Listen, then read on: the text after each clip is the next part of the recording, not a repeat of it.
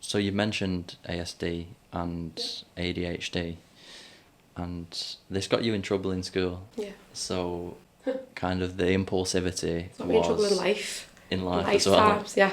But that impulsivity kind of was misunderstood by teachers and maybe not explored. As someone who now works in schools, do you think this has changed? Do you think teachers have a better understanding of ADHD and ASD and maybe how them behaviours can manifest in the classroom? I think it's a lot more spoke about since I was younger, but I will say that I am a teacher and I moved away from actually teaching under one curriculum because I was teaching loads of different classes in the same room. I will say it's really difficult for teachers. There's not enough training at all out there. Like I had to do a 6-week course on autism and ADHD to learn about myself with it, back to back. Still don't know nothing. And obviously I know a lot, I'm a subject matter expert, but how can I do a half-a-day course on something and know about it when it's so complex and every single individual with it is different? So this is one thing about neurodiversity, like the way are you neurotypical? I don't like to say, have you got ADHD, autism, any spectrum disorders? Well, some people are neurotypical and some people are neurodivergent. I'm neurodivergent because I'm on the spectrum. And a lot of people with these, obviously, conditions need to be taught in certain types of ways. Sorry, what was the question again? This is totally ADHD, it's just completely gone. So do you think the teachers have a better understanding? Yeah. So how can one half-a-day lesson cover the personalities, the traits of all this box in this category, where neurotypical, the model of the world is neurotypical right now, and there is no, and you aren't expected to kind of be the same as everyone else, if that makes sense. But when you're diagnosed with autism or ADHD, everyone goes, oh, you must have that then, or you must be like that then, or you must be like this then, and you're like, I'm not though. Just because I've got that label doesn't mean I'm the same as everyone else with that label. And there's 2 types of brain. There's neurotypical and neurodivergent mind. And not everyone with the neurodivergent mind has got the same personality. Yeah. It's got the same likes, dislikes, same triggers. We might have a set of patterns and, things that, we have in common. Yeah. Like other people do, like eyes and nose or listen. But yeah, I think it's just about understanding that. It's not one size fits all, is it? But going back to the school thing, there's definitely not enough education on autism and ADHD, on how to help, how to change your establishment to be neurodiverse, how to, understand that the senses are really heightened, that you could be triggering someone before they've even walked into the room. And it's no one's fault though. You could put blame on different people, but I mean in terms of teachers, like they're there to try and teach subjects and to educate, and if they don't know about it, how can they do that? So it's just a case of trying to, I go into schools and that, like I think getting more people in with these disabilities and these real life experiences, I think massively closes the gap in itself. So yeah, I think it could definitely improve. I guess what you're saying is it's difficult for teachers to have an understanding because how differently they can present in different people. There's 2 things. Maybe the courses that they're going on to learn about it. I'm not saying every course is bad or good. I don't know. I haven't done them ones per se, but if they're not taught by people with diversity, or they're not taught by people who are really close to it, how do even the people know who are teaching it what it's like? Does that make sense? Yeah. I think an element of realness comes out when you actually have got the conditions yourself, where you can look in someone's eyes and go, I know, I get it, or they're having a meltdown and I go, that's because that, I can feel that because that's stressing me out as well. And not because we're all the same, just because there's an element of knowingness, isn't there? But also, how can you, as a teacher, understand Spanish if you're not Spanish, if you've had a half-a-day lesson? How can you then teach your lesson, teach this kid's need, teach that kid's need? We do need a lot more understanding and teaching on it. But I think environmental teaching is a really good one as well, though. Like making the environment more prep for the people. It takes off the battle off, Yeah, I guess it goes back to that lived experience thing where you don't understand it until you have it. Or you really study it really closely. Yeah, and obviously our lessons that the teachers are doing, not enough. Do you think overall, kind of beyond ASD and ADHD, teachers have the skills and knowledge to deal with kind of mental health issues in children and young people across the board? I think it varies because obviously there's so thousands and thousands and thousands of teachers. I can't just say no or yeah. But I think if we just look at people as a whole, never mind teachers or whatever, there's a mental health crisis going on, and teachers are humans. They've got their own families. They've got their own, you know, they're not sleeping overnight. They've got their own mark on the swamp with work. How they've got all these pressures on them, and then they've got to go in and manage a classroom where there might be like 8 different needs in there that are all completely different. That lesson needs to be tweaked. I think we're not, as teachers, they're not getting enough support as well. And I think we need to look at them as humans a bit more.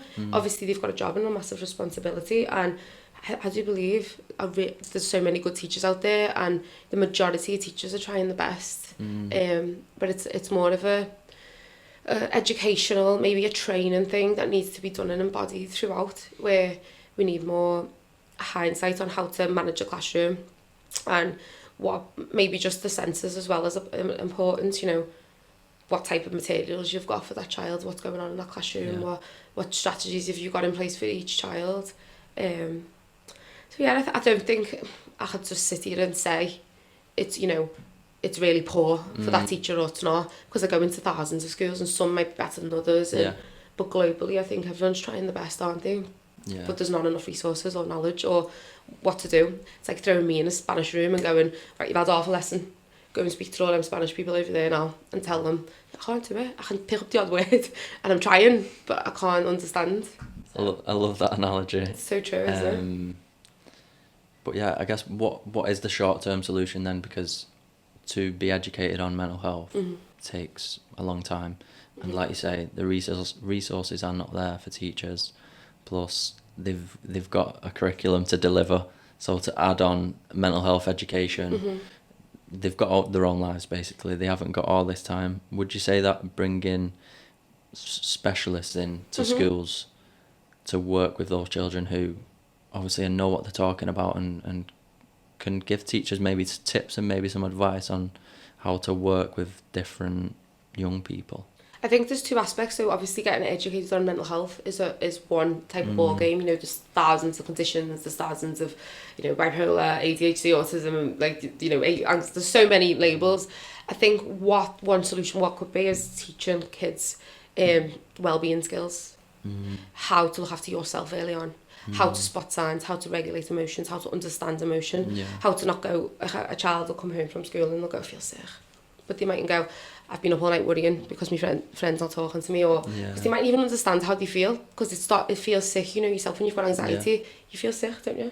And they don't know what that is. So I think all these lessons embedded in the curriculum about how to have a toolbox of, you know, strategies and coping mechanisms to self-soothe, to look after yourself, to know yourself, to be able to ask for what you need and to have confidence in doing that will massively help a mental health crisis that's going on.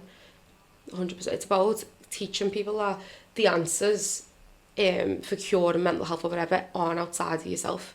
It's your job. And even when you're little, like, it's okay to feel, but it's not okay to stay there. You know, I can be really, really angry and I can get that out, but I can't be angry for the rest of my life. Or I can't live in depression for the rest of my life. I've got to talk, I've got to understand it, I've got to understand what's going on in my own self. And having, you know, meditation, or I get kids to squeeze cushions and throw them across the room, and you've probably seen some of my workshops, like, none of those tables are gone.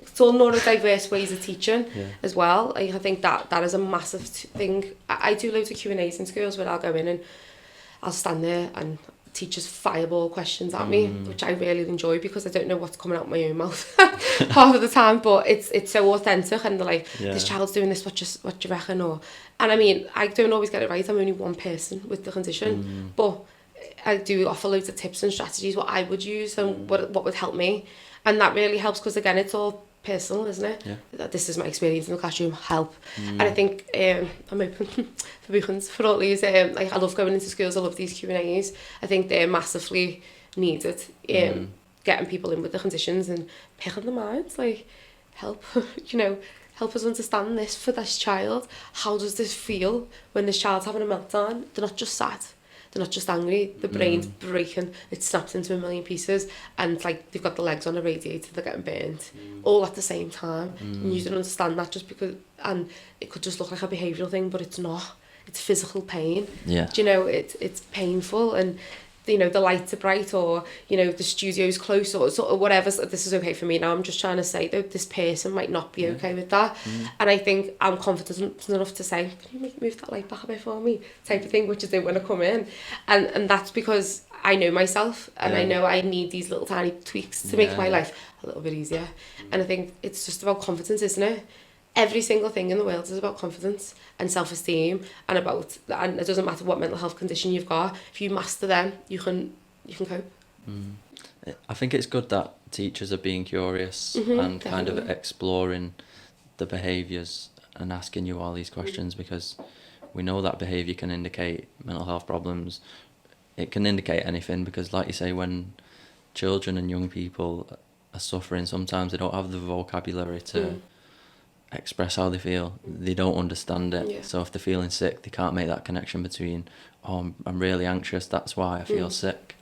So if I was in a classroom and I was a child now, and say that light was too close, was I just throw the glass at it? Get it away from me, without me understanding that that's bothering me.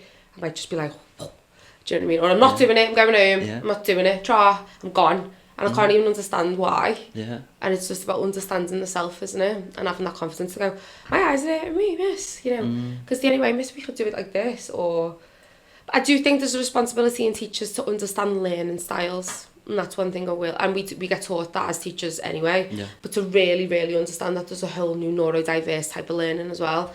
And that's through dopamine. So I'll get into that in a minute if you want. Thank you for tuning in. If you enjoyed that clip, click here to get the full episode, and don't forget to subscribe.